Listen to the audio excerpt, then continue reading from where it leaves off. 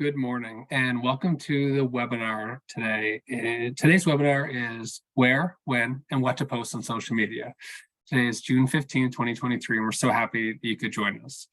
For those joining us for the first time, my name is Nick Fry. I'm the Manager of Business Development with Tourism Nova Scotia. And Tourism Nova Scotia is a member of Communities, Culture, Tourism and Heritage, which is a division of the provincial government. Tourism Nova Scotia works with communities and industry to attract visitors to the province and increase tourism revenues through experience and sector development, business coaching, marketing, and visitor servicing. So we're so excited that you could join us today. And like any great discussion, we would encourage you to post your question and answers in the Q&A at the bottom. If you have any questions at all, please post them. If Ingrid mentions any links or resources that she wants to share, we'll make sure we share them after the fact. We'll send them in an email, so you don't need to worry about trying to capture them or write them down or go off and open a link. So we'll have that there, and we will aim to finish in about an hour. If we go over, that's fine.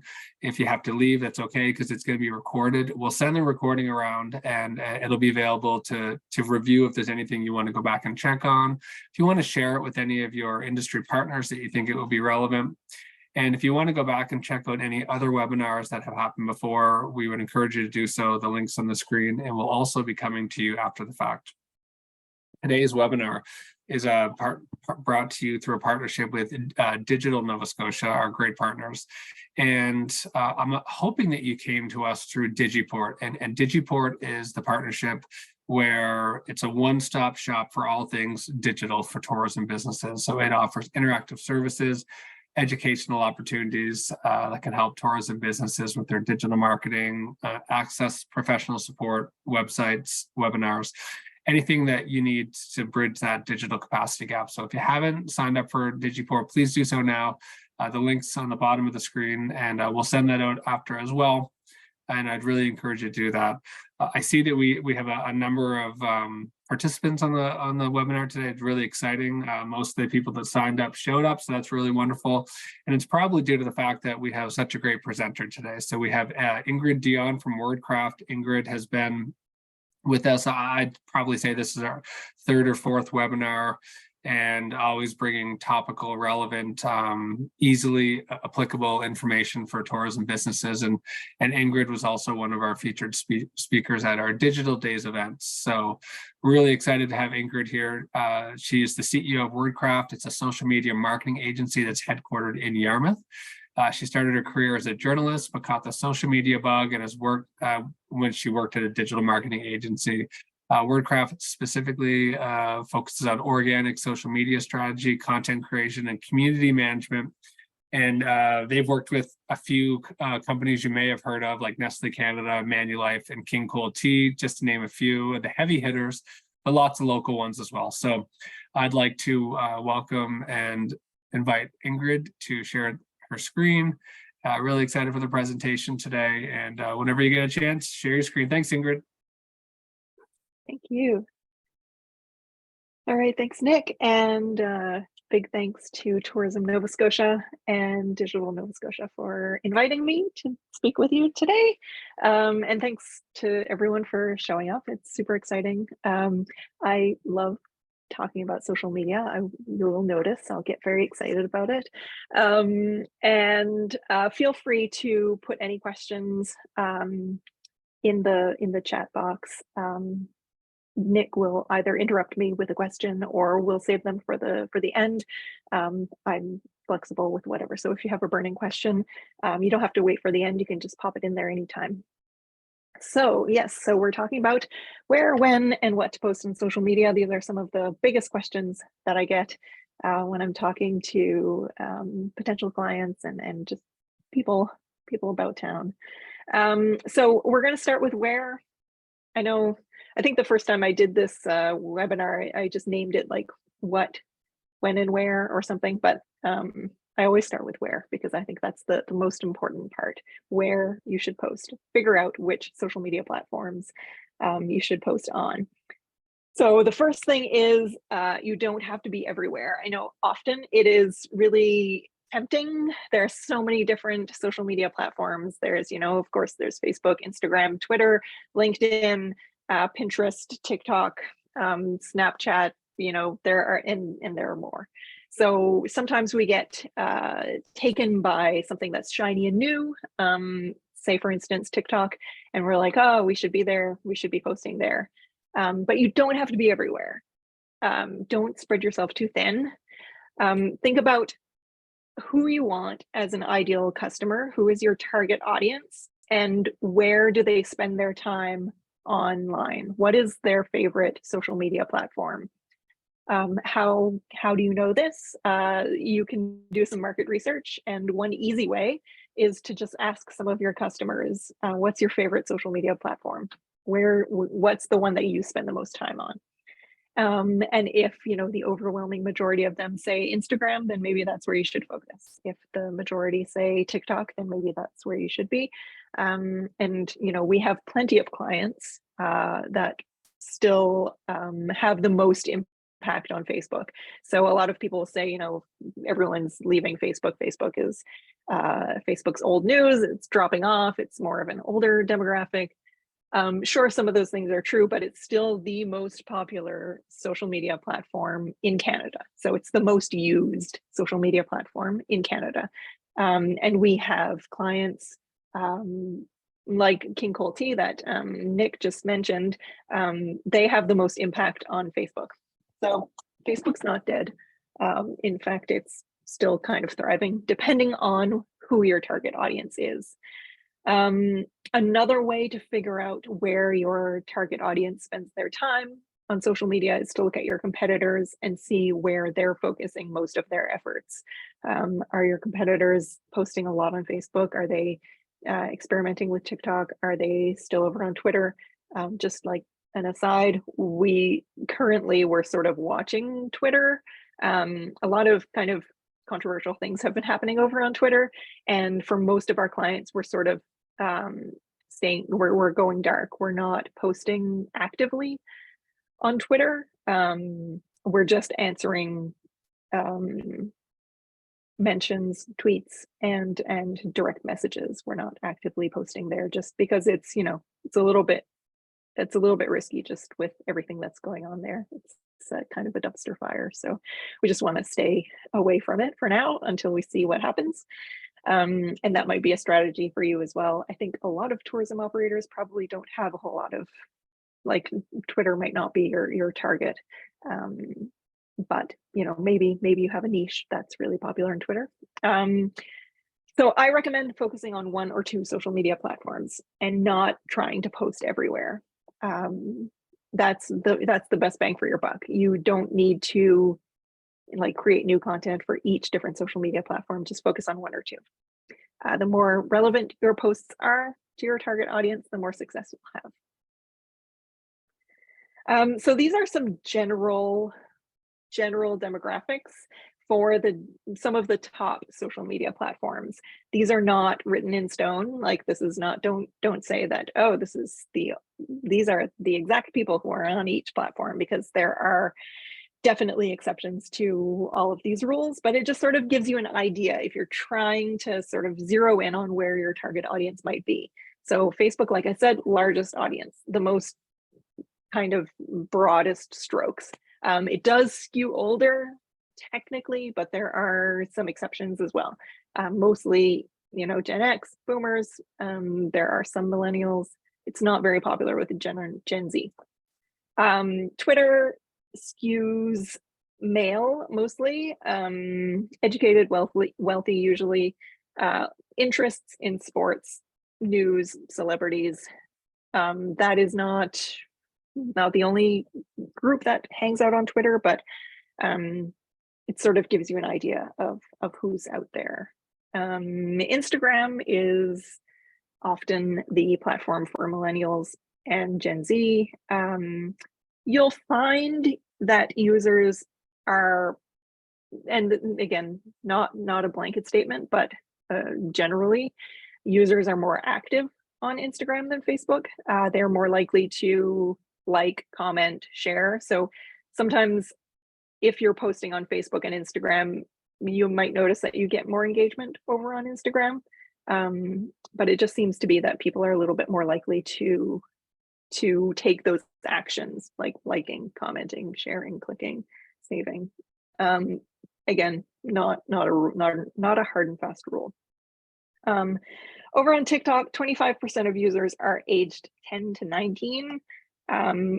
It's becoming more popular with a wider audience, an older audience, but it's pretty young. So if your target audience is younger, then definitely I would encourage you to experiment with TikTok.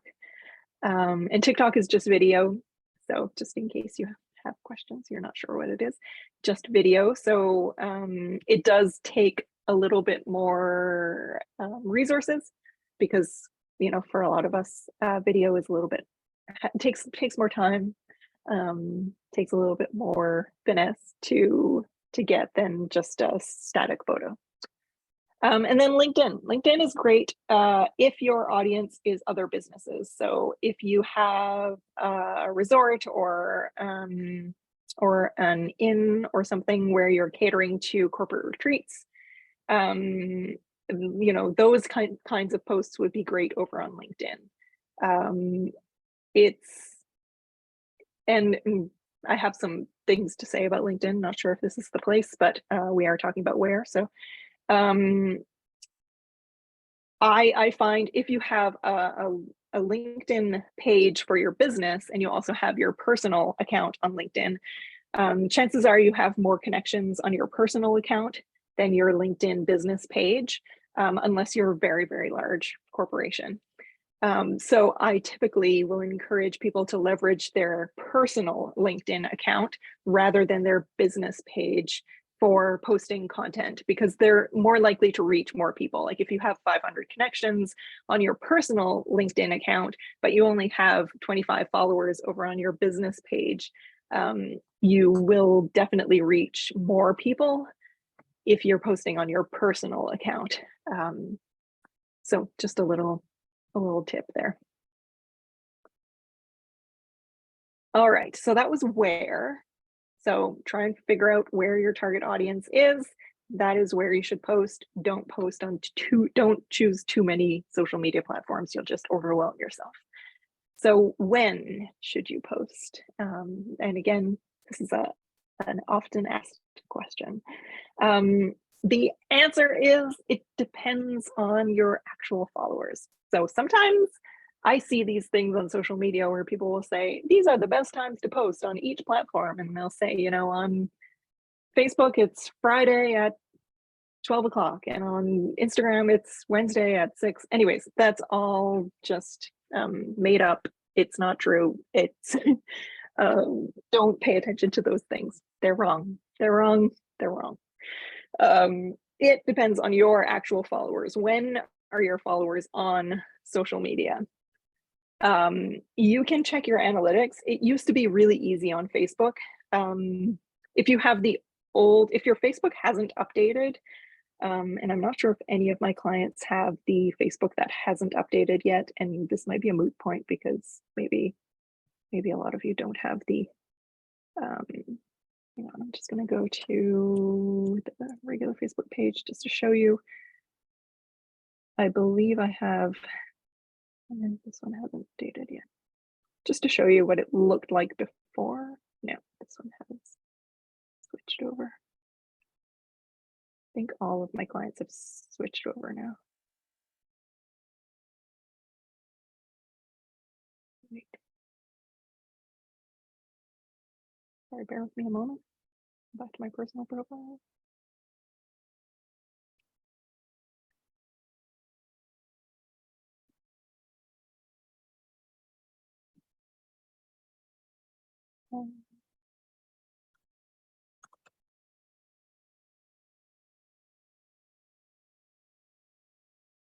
See, it's telling me that it's telling me that they've unlocked new ways to use the page. So this means that it has switched over to the new. Anyways, I'm not going to go through too many, but it used to show you exactly what time your followers were on Facebook, and which days and which time. It was beautiful. but that doesn't exist over on Facebook anymore. However, on Instagram, if you're on your phone and you have a business profile on Instagram, you go to your just the part that shows like your grid, and you click on the professional dashboard, and then on account insights, see all, and then on total followers. And when you scroll down, you'll see a kind of grid like this. I'm not sure if you can see it, but and it'll show you what times your followers are on Instagram. So check your insights and try and see if you can find out when your followers are online. On Instagram, again, really easy. Facebook, not so easy. Here are some general, and I know I said don't listen to those things that say you should post at this time on these platforms, but generally audiences, people are on social media during their lunch break. So noon is a great time to post, or in the evening. That's what we find for most of our clients. Now, if your target audience is new moms, then 6 a.m. might be great, 5 a.m., like when they're, nursing and they're on their phone checking. If you're like there's an app called Calm that is, for meditation, mindfulness and stuff. They will often post in the middle of the night because that's when their target audience of insomniacs is active. So really depends on your target audience. Most people generally are checking social media lunch break, evening. But again, it could be different. If your target audience is retirees, then maybe they're not working, so they don't check it on their lunch break, and in the evening, maybe they're more active in the morning. So just kind of put yourself in the shoes of your target audience and try and figure out when you think they would be active. And again, like I mentioned, you can always ask some of your favorite customers, what time are they checking social media? So that's when, figuring out when your target audience is active. And then the other question about when is, how often should you post? Should you be posting every day? Should you be posting, more than once a day? I always tell people, especially small business owners, post as often as you can. That doesn't stress you out too much. So if that's once a week, that's okay. Once a week is fine. Most of our clients post twice a week. Some are 3 times a week. But that's like usually it. If you have a big event coming up, then maybe you want to ramp it up a little bit more. If you're a tourism operator that is only open in the summer, maybe you're posting more often in the summer, and maybe during the off season, you're just posting some behind the scenes kind of stuff once in a while. How often you should post is really, I recommend a consistent cadence. So keeping a consistent schedule, not posting, unless it's a situation where you have a big event coming up, where I mentioned you're ramping up and you're posting quite a bit ahead of the event and during the event.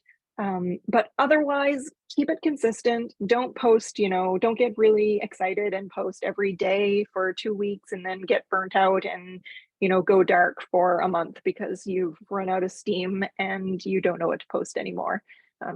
Gotta say, I've seen that happen a lot. But instead, if you can manage once or twice a week and it doesn't stress you out, that's okay. One trick is to set aside some time on a weekly basis. Maybe it's Sunday afternoon, where you sit down, and that is the time that you plan out your posts for that week. That will help you stick to a schedule and be consistent. And maybe you want to team up with a buddy who also owns a business, and you keep each other accountable. So on Sunday afternoon, you text each other and you say, hey, are you planning your social media content this week? Just to keep everyone accountable so that you do it together and have a buddy. That tends to work, having an accountability buddy. And also focus. So I mentioned, you should only focus on 1 or 2 social media platforms. Don't spread yourself too thin. if you're focusing on two social media platforms, maybe you're on Instagram and Facebook, or you're on Instagram and TikTok, whatever the case may be. If there is one platform where you're getting more traction, you're getting more likes, comments, and shares, you're getting more clicks to reserve, to book, then you might want to post more often on that social media platform than your secondary platform, where, like, say you're on Instagram and TikTok, or you're on Facebook and TikTok or something, and Facebook is the one that you get more traction on. So maybe you just post a video on TikTok, once in a while, but most of your posts are on Facebook. Whichever platform that you're seeing the most results, or your ideal customer hangs out on the most often, is really where you should focus your efforts. So don't worry about posting too often. You don't have to post every day. You heard it here first, folks. All right. So that was where. So hopefully you've started thinking about which social media platforms you should be posting on, and you're thinking about how often you're going to post and what time of day you're going to post. Now we'll talk about what, and this is really the meat and potatoes of the talk. What should you post? Again, these are very general types of ideas for each platform. These are not written in stone. You can post different types of content on each different platform. The best thing you can do is test and learn. So posting different things and then looking back. What we do is we do a report for our clients on a monthly basis. And we look back at the previous month and see what performed well and what didn't perform well, so that we can then figure out what we're going to do in the future. So that's testing and learning is a great strategy. And whether you do that, based on the types of content that you post, or the time of day that you're posting, the day of the week, all of those things you can learn by posting and then looking back and seeing how things performed. So on Facebook, some of the things that perform really well are asking questions that people then answer in the comments. This is a great way of encouraging engagement, encouraging that back and forth with your customers. User-generated content. So if someone posts something, they've come to visit your museum or your restaurant, or they've stayed at your inn, and they post about it and they've tagged you, then reposting that. That's a great thing to do on every platform, and it's content that you didn't have to create. Someone created for you, which is wonderful. Funny stuff performs well on Facebook, and also posts that I call edutainment. So posts that are both educational and entertaining. Either you're teaching someone something, you're giving them a tip that will help them in the future, you're posting a surprising fact or a funny fact, you're posting a how-to video, things like that teaches people something, or that gives them something that's valuable. Those are great things to post on Facebook. On Twitter, a lot of links to news articles, to blog posts, those perform well. Trending topics, so over on the there's a section of Twitter that will show you the different trending topics and trending hashtags for that day. It's great to take a look at that every now and then if you're posting on Twitter regularly, to see what's trending and see if there's a way to incorporate that trend into your business. And GIFs, however you want to pronounce it, those tend to perform well on Twitter. On Instagram, video performs great, whether that's Reels, which are the videos that show up in people's feeds, that usually have music with them, or videos in your stories, which are the little bubbles that appear at the top of when you're looking at Instagram, and they're short and they only last 24 hours. And if you're posting photos, very beautiful, high quality photos are usually what performs well. On TikTok, again, it's all about video, only video.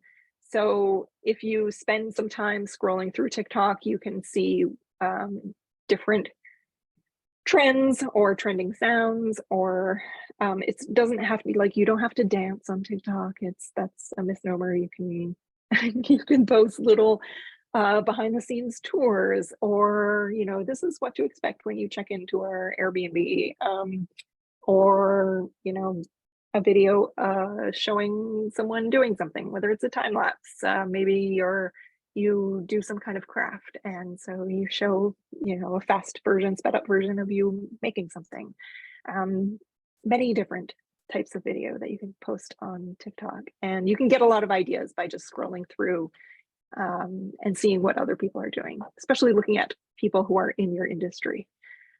And then over on LinkedIn, job postings perform really well, company news, if you're featured in an article or something in the media, if you've won an award, if you've hit a certain milestone, if it's an anniversary for your business, and then showing the employee culture, like what's it like to work for you. And of course, anything that would be attractive to a business or corporate audience. Like I mentioned, the corporate retreats, that would be something that would perform well on LinkedIn. Some other tips for you for what to post. Keep your posts short and keep it simple. I find sometimes people try to put too much into a post when really sometimes an idea could be broken up into 5 different posts because there's so much information in it. So try to break it down, make it easy, quick to consume. People don't have a lot of time. I mean, people spend loads of time on social media, but their attention spans are tiny, tiny, tiny. So they're just looking for simple little nuggets that they can absorb, whether it's, an event or a special or a tip or a cute story, something. Everything's pretty fast and short and sweet and snappy. So simple language is great unless you're in a very technical field. But yeah, make it readable by someone who is below high school. You can always use bullet points. That kind of breaks up the text. If you have a bunch of things to say, like if you have an event and there are different components, like this is where it's happening, this is how to get tickets, this is how much it costs, this is the time. Bullet points are great because people then can scan quickly and absorb the information. Check your spelling, everyone. My office, we're a bunch of word nerds. Our business is called Wordcraft because I used to be a journalist, so words are my craft. I'm also crafty. I'm a knitter and a spinner. So words are our business, and we often will screenshot post with a funny spelling error in it, or if there's a word missing and it's totally lost its meaning, we will screenshot those and we will share them around our office. You don't want to be in our Slack being shared around the office because you've made some funny spelling mistakes. So check your spelling. A good way to check is to read it out loud before you post. Then you'll usually be able to pick up on any words that are missing. Or if there's someone else around, get someone else to read it quickly just to make sure that there are no errors. There's also tools like Grammarly that you can add to your phone or to your computer that will check your spelling and your language for you. And another tip, and a lot of small business owners don't like to hear this, but people on social media like to engage with people that they know. So if for all of our clients, whenever we post about the people behind the business, so the owners or staff, employees, even if it's summer students, those are the posts that get the most engagement. So a lot of us don't like to post about ourselves, especially on our business accounts, but it's it's a good thing to do. People will be scrolling through and they'll say, oh, that's Linda. I know Linda, and they'll like it. Or, you know, they see the summer student and they're like, oh, that's John's son. Yeah, I'm going to like that. So post about people, the people behind your business, the people who work there, the volunteers. Those are some of the best performing posts. Right now we're working with the CBDC, and every month we do a little profile of someone who works at the CBDC. And those are every month the top performing posts. So post about the people behind the business. Those are the best posts. Yeah, and you can also post about maybe some of your top customers. Like we've seen these types of things where, you know, if you own a restaurant and Phil and Bob come every Friday for fish and chips, and they've been doing it for 25 years, you know, doing a little profile about them, posting a photo of them eating their fish and chips, and saying that they've been doing this every Friday for 25 years. Not only is that a fun story and everyone who knows Phil and Bob will like it, but it's also a really great testimonial to your fish and chips, because they're so good that Phil and Bob have been coming every Friday for 25 years. So that's kind of a win-win, maybe a win-win-win. Add a call to action, or a CTA. So this is when you tell your audience what you want to do, what you want them to do. If you want them to comment, if you want them to like it, if you want them to share it. There's a great, or you want them to click a link, or you want them to book now. Having a purpose or call to action on your post you'll get more results because people know what they have to do. They know what you want them to do. And anytime someone takes an action, liking, commenting, sharing, clicking, saving, retweeting, all of those things, it tells the algorithm that it is an engage-worthy post and that more people should see it. So you'll find your impressions and your reach will go up, and so more people will see it and more people will also take an action. I say this with a caveat. Don't be too promotional with your calls to action. So the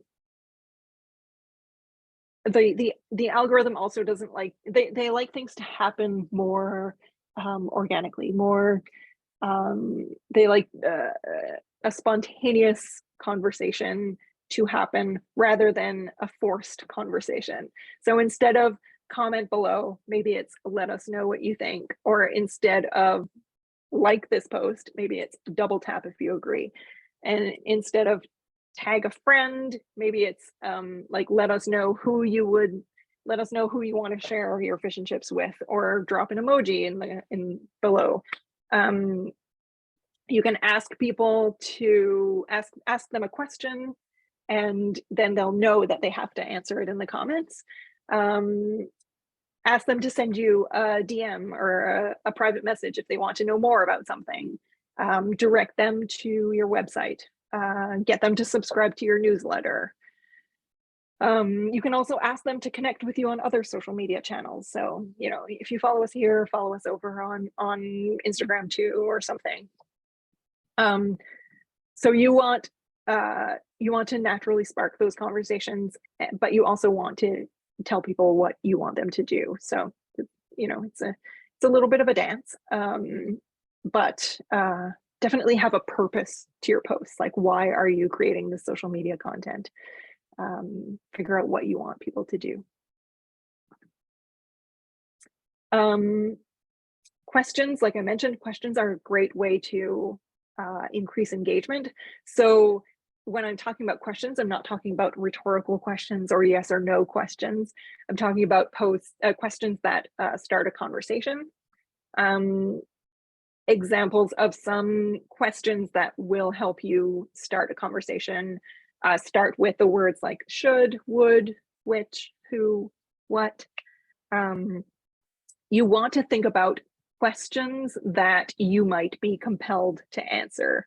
If you're scrolling through social media and you see a question that you think, okay, yeah, I want to answer that in the comments. That's a good indication of maybe your target audience might also like that type of question. Radio stations do a really good job at asking really engaging questions. You'll find if you look at some of the local radio stations, especially over on Facebook or Twitter, maybe, you'll see that they're asking questions of their audiences and they're getting hundreds of comments. They do a really good job. That's a great place to look to get some inspiration for the types of questions that you might want to ask on social media.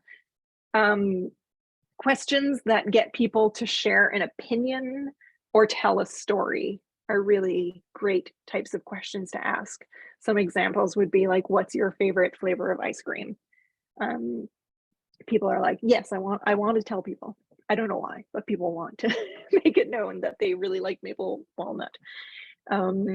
What's the coolest thing that you ever found on the beach while beachcombing? People have stories. Like people will have a story to tell about what they found on the beachcombing. What was your favorite Halloween costume? Again, it evokes a story, a memory. People will want to share that story. Maybe what's your best travel tip? People want to share their knowledge. I don't know, what's the worst job you've ever had? That one's always fun. Everyone has a story there. So think about those types of questions that might get people to answer. And the purpose of asking those questions is often to learn something about your audience. So it helps you get some free market research, especially if you're trying to make a decision about launching a new product or launching a new menu item, or I don't know, deciding on, I don't know, whatever it is, something where you can give people two options and say, which one do you prefer? People are really likely to answer that. And then they feel like they're a part of your business decisions. They're a part of your journey, and they are more likely to then buy from you because they're like, oh yeah, I helped make that decision. I helped choose that new menu item. I helped choose that new color of yarn. So they're more likely to engage and buy. Here's one thing that I hope, if there's anything you take away from today's talk, is answer all of your comments on social media. So people are commenting, they're taking the time to comment. Don't just ignore them. Treat it as you would an in-person interaction. If someone came into your place of business and they said something to you, whether they're making a complaint or they're asking a question or they're just saying something nice, chances are you're not going to ignore them, you're going to answer them. And I think you should treat your comments the same way. Not only is it nice, it's a nice thing to do. People have taken the time to ask you a question or to say something nice about your post or about your business. It also will help you reach more people. It'll signal to the algorithm that people are interested in this post and that there is a conversation happening in the comments, because the algorithms all just want to spark conversations, natural conversations. So because social media is social, after all, it's not just a broadcast, it's a two-way street. You're having a conversation, social. So if someone came into your shop and they said, oh, this is so nice, you would say like, thank you. And the same thing happens in the comments. If someone says something nice, you can say thank you. You can give them like the heart emoji. And of course, if someone asks a question, definitely answer them. And of course, if someone makes a complaint, you definitely want to address that. The exception is, of course, spam. Like, don't answer spam. Don't interact with it. You can report it as spam. You can block those people. And trolls. And I hope none of you have trolls, but trolls are essentially people who will comment on every single one of your posts, and you're never going to change their mind no matter what you do. You've tried to mitigate their complaint, but it doesn't make any difference. They're just constantly commenting on everything. I wouldn't engage with those folks. On Facebook, if you have a troll or someone who is a detractor, as we say, you can always hide rather than deleting their comment. This is only possible on Facebook. I wish every platform had the hide function. But when you hide a comment, that is, whether it has, foul language or, it's got something hateful in it or something. When you hide a comment, the person who has made the comment can still see it, but no one else can see it. And that is a wonderful thing. Because when you delete, then often the perpetrator will go back to the scene of the crime and they will see if you've deleted their comment. And then they see that it's gone and then they get even more riled up. So when you hide, they can still see their comment. They don't know that you've hidden it, which is wonderful. So if the other social media platforms don't have that function, so you can't hide. So you have to delete anything that's really egregious, but I always recommend trying to mitigate it, trying to move the conversation to private rather than, having a discussion, negative discussion in the comments. Ask the person, can you send us a private message so we can resolve this for you? And then it's not like this train wreck that everyone's watching. And I have a whole webinar that I do. I'm not sure if Tourism Nova Scotia has it archived or if I've done it for Tourism Nova Scotia or not. But I have a webinar that I do about dealing with dissatisfied customers on social media and negative feedback. So I believe it might exist somewhere on YouTube. It might be helpful if you are dealing with negative feedback and dissatisfied customers. Another thing that I just wanted to touch on was proactive engagement. So we've talked a lot about reactive engagement, which is when someone's posting something in your comments or they're sending you a direct message and you're answering them. Answer all of your comments, right?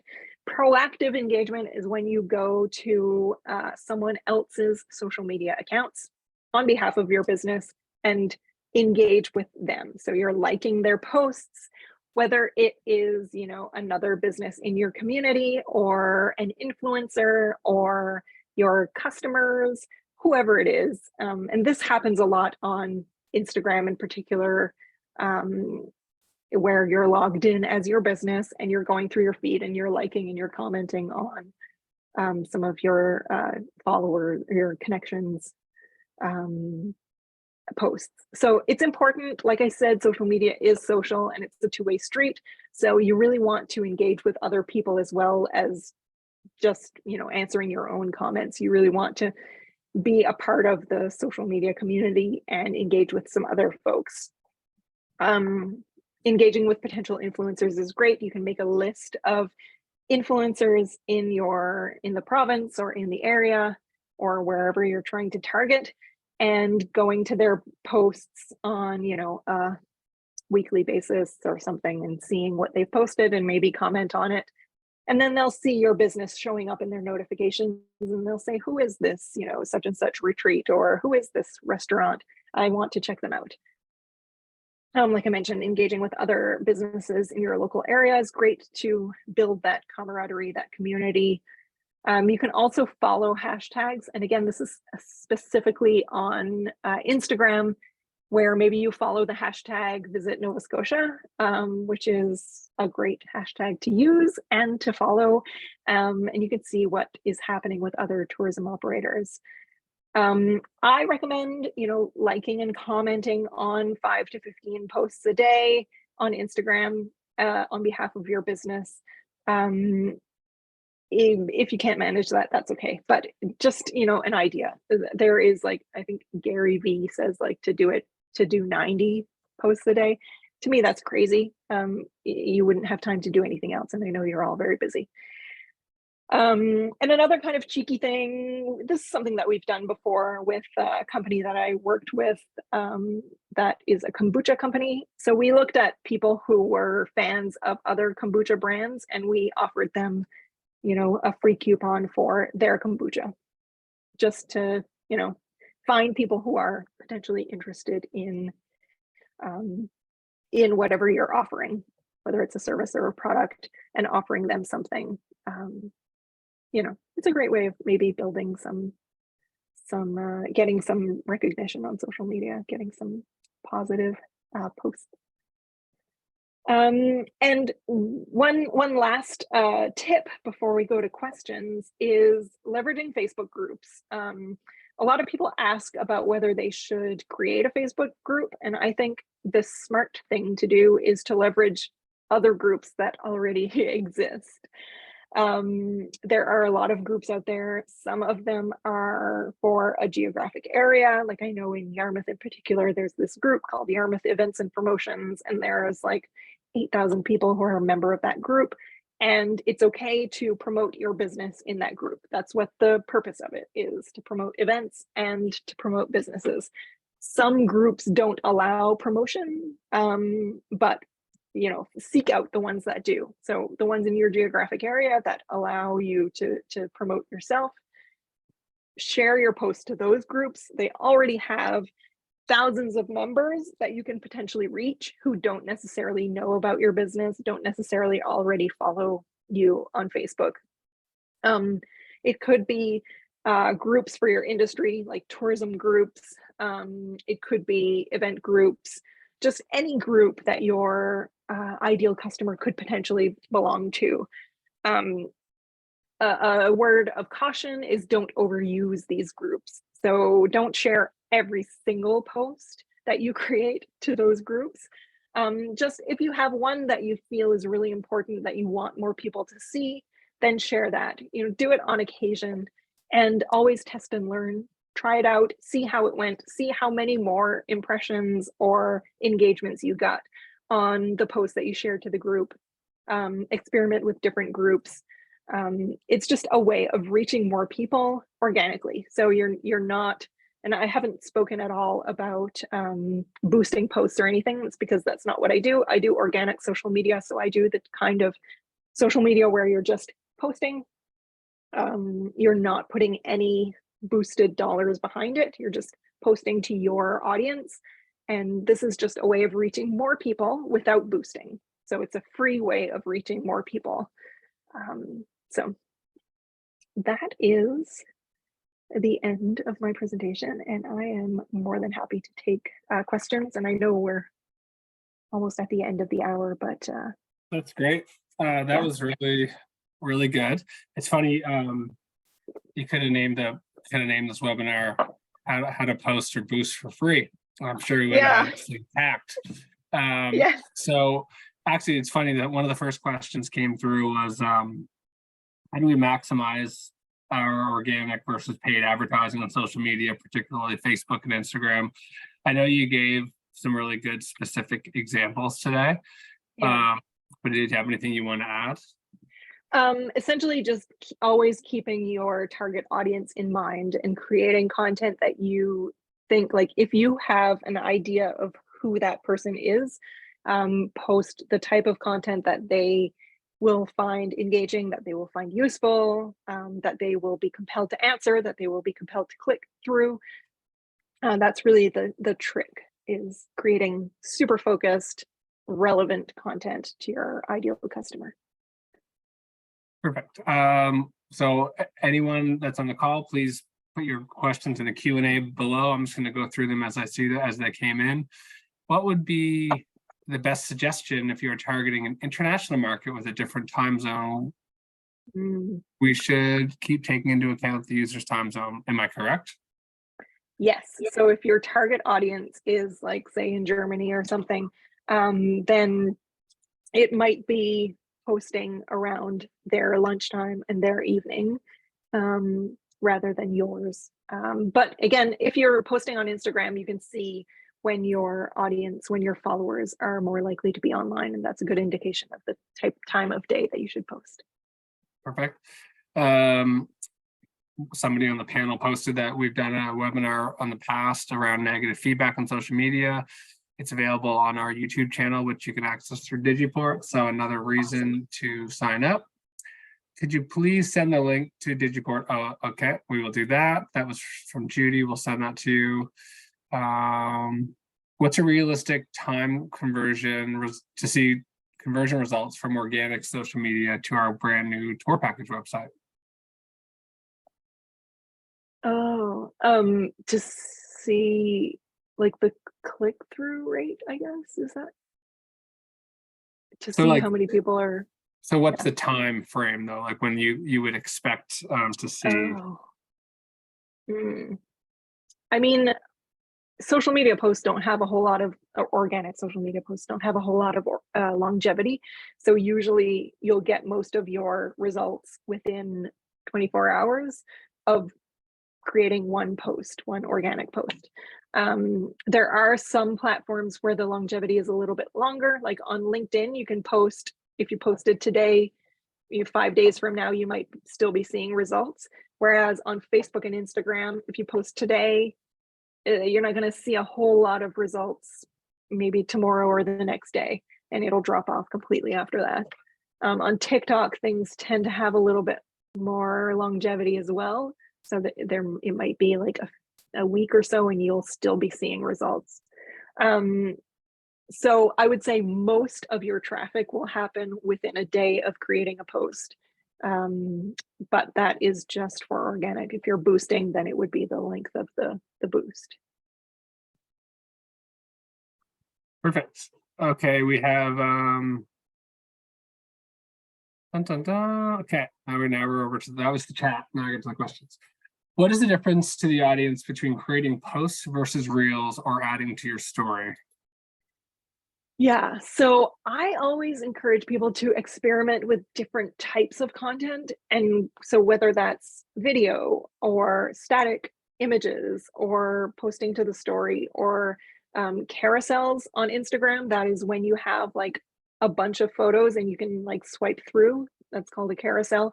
Carousels are great to post on Instagram because it'll show up in your audience's feed with the first slide.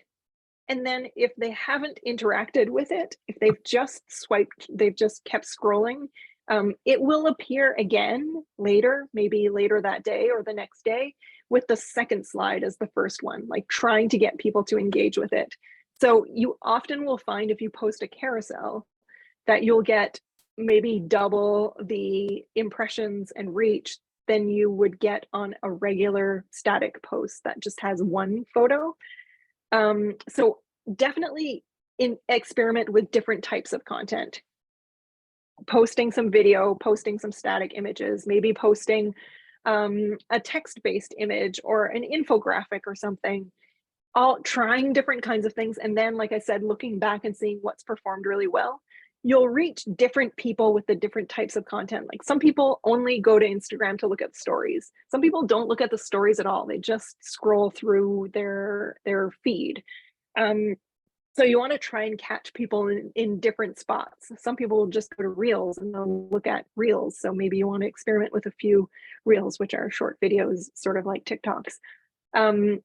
Experiment with the different types of content. And you can also, if you're posting like a photo to your, I'm speaking about Instagram in particular, a photo that will appear in people's feeds, you can share it to your own stories to catch the people who are only looking at stories. So putting your content in different places will catch people depending on wherever they like to I don't know, use their social media.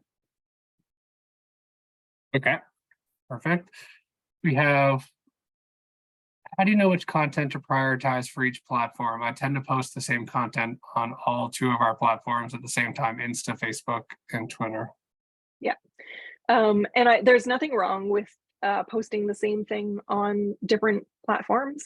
But if your audience is different on the different platforms, then you might want to tailor the content a little bit for the different platforms. Like we have a client where the audience on Facebook and Instagram is so vastly different, it is surprising. On Facebook, it's a lot of their employees and people who live in the area that the business is located. On Instagram, it's very few local people. It's a lot of people in Toronto who interact differently. So the content that performs well on each social platform is vastly different. And you might have that as well. And you can only tell if you're looking back at, the previous month to see what performed well where. One little word of caution when you're posting the same thing on different platforms is, especially with hashtags, like you want to use hashtags, and this is something that I could talk about for another 15 minutes, but you want to use hashtags on Instagram, but you don't want to use them on Facebook because they don't really do anything. So if you're posting on Instagram and you have like a bunch of hashtags on your post, just remove them when you post it over to Facebook. And then of course on Twitter, you need to make sure that it's really short, because you only have unless they've changed it. We haven't been posting on Twitter, so I'm not really sure, but it used to be 240 characters. So yeah, you want to keep it shorter. Just make sure you're short and to the point over on Twitter. So you might want to tailor things slightly for the different platforms, but you can totally use the same type of content on the different platforms. And that kind of teed up the next question, which was, should I post the same content on IG and Facebook? So yeah, just take the hashtags off for Facebook. Yeah, they won't detract from your post. Like, it's fine if they're there, but it just they won't do anything for you either. Okay, so this next question is, how should you utilize Linktree? What are important links? Where should you Linktree? Right. Yeah. So that's so when you're posting on Instagram, this is another thing that I should have mentioned when you're cross promoting on different platforms. On Instagram, if you're posting a post on your grid, like the one that will show up in people's feeds, and you have a link in the description, in the caption, the link won't be clickable. Like, it's just dead. You can't do anything with it. So that's why a lot of people will say, link in bio or something like that. And that's where you can have something like a link tree, which will be a list of all of the links that you are potentially directing people towards. So it could be a link to your website, it could be a link to your book now, it could be a link to your Airbnb, a link to your menu, a link to your event page that you're promoting, whatever it is. Different links that you've talked about are all in your link tree, and that is the link that you put in your bio on Instagram, so that people click on that and then they see all of your links. Because you used to only be able to put one link on Instagram. Now you can put 4 or 5. You can put a few different links on Instagram, which is kind of nice. So if you're not posting too many links, maybe you just use the number of links that Instagram allows in the bio. But yeah, don't put any links in your caption on Instagram, because they are useless. People can't click on them. They can't even copy and paste them. Another way to get around the link issue on Instagram is to share that post to your story, and then you can put a link sticker on the story, which will have your link in it, and people can click on it there. But then keep in mind that your story is only going to be up for 24 hours. So if you put like link in story on your grid post, and it's after 24 hours and the story's not there anymore, then people won't find the link. So I hope that was clear. Perfect. Best way to respond should a campaign post receive a backlash? And that did come at 10:58. So I know you covered it a bit, but just maybe cover it again. So if you have like negative comments, I think that's what they're from a campaign. From a campaign. So it's like a boosted kind of thing. Yeah, so I always believe in answering all complaints, even if there's a backlash, like explaining whatever it is, the miscommunication or the misunderstanding or whatever it is, being upfront and explaining, either pointing people to the source of truth, which is, that's not what we meant, this is what this means or something, and you have a link to an article or something, I don't know, whatever people are freaking out about, or answering people and asking them to send you a private message so you can continue the conversation over there. It depends on the complaint, depends on the backlash. If it is something that like you've created a campaign and then you've realized afterwards that you've like offended a group of people or something, I don't know, and that's the backlash, then I would consider removing it completely, removing the post and apologizing. I don't know. It's hard to tell because I don't know exactly what the deal is, but you could also watch the Dealing with Negative Feedback webinar, which I talk about different scenarios and how to deal with them. Yeah, perfect. There's this question from Joan. Is there a way on Instagram to hide the hashtags but have them active? You can put the hashtags either in the caption or in the comments. It doesn't matter where you put them, either in the caption or in the comments. They will be visible. They have to be visible, but you can put them either place. I also use like, you can either use the notes on your phone, like the notes app, or there's different like caption creators that will put some line breaks, so some spaces between your caption and your hashtags, just so that they're not like all squished up into your caption. So you might want to look at that, like just create, because when you're typing on your phone on Instagram, you can't put any line breaks. You can't make some spaces.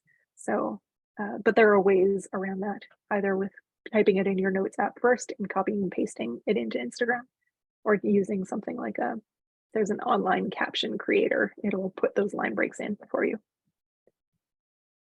Perfect. Okay, well, that is all the questions I see. So if anyone has any questions after the fact, they can always pop them to us or share them over to Ingrid. Yeah, you can email me there. So I'm going to take back over here.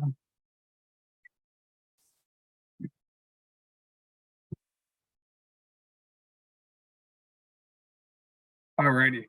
Thanks, Ingrid. Thank you. Have a good day. Just a reminder that Ingrid is also available for one-on-one sessions. So if you thought today was great and you wanted to book her for a one-on-one session through Digiport, you can do that. There's no cost to you, and it's a great way for you to get that one-on-one session with Ingrid. So that's on Digiport, and you can follow up with us directly to find out more about that. So this is part of our spring tune-up series. We've had webinars over the past few weeks, and we want to help businesses make sure that they have their best foot forward as they're coming into the busy season. So next week we have email marketing, best practices to boost your business. That's with Playground Creative. And how to use Google Ads to promote your business with Liam Taylor from SME Solutions. Now, this is a build off of the previous one that we hosted with Google. So that's only up for a short period of time. That's due to our kind of contract with Google. So if you have an opportunity to go in and check out that Google webinar, do so shortly. If you'd like to look at that and any other webinars, of course, the webinar link is on the screen here. If you have any questions after the fact, please feel free to give us a call. If you have any suggestions on what we should host a webinar on, send them our way. We're always interested in to hear what industry would like us to focus on. So a lot of our programs have recently closed, but we do have the Export Travel Trade Program available, and that's got an application date of September 30th or until spaces are filled. So if you're interested in this program, reach out to the travel trade team, and they'd love to help you explore ways to develop partnerships with tour operators and travel agents so you can attract more national and international customers. So these would be customers coming from Europe and other places. So if you want to find out more about that, the link's on the screen. And again, please stay connected with us. And if you would have heard about this website through our news and resources, that's where we share them all. So if you're not signed up to our news and resources, please do so on the link on the screen. You can find us on Twitter at TourismNS. We are on LinkedIn at Tourism Nova Scotia. Our consumer website, so where we send our call to action, is novascotia.com.